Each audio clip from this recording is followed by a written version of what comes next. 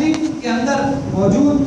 جب حضور علیہ السلام پر کفار مکہ ظلم و ستم کر رہے ہیں، وہ دوڑے ہوئے آتے ہیں، حضور علیہ السلام کے اوپر گر پڑتے ہیں کہ جس نے بھی مارنا ہے مجھے مارے، میرے محبوب علیہ السلام کی ذات ببرکات پر کوئی آنکھ نہ اٹھائے، کوئی انگلی نہ اٹھائے۔ حضرت سیدنا صدیق اکبر کو بخاری شریف کے الفاظ ہیں، جوتیوں کے ساتھ آپ کے چہرے مبارک پر اتنا مارا گیا کہ آپ کی ناک اور آپ کے رخسار میں کوئی فرق نہیں محسوس ہوتا تھا،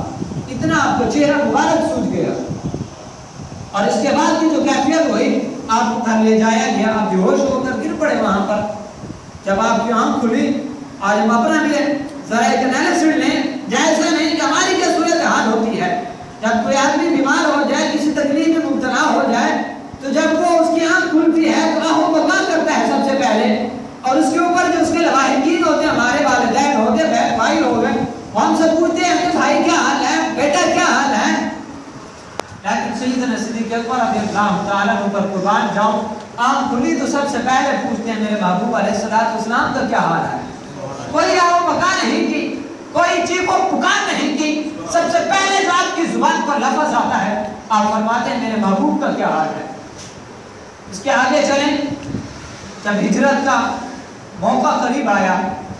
حضور علیہ السلام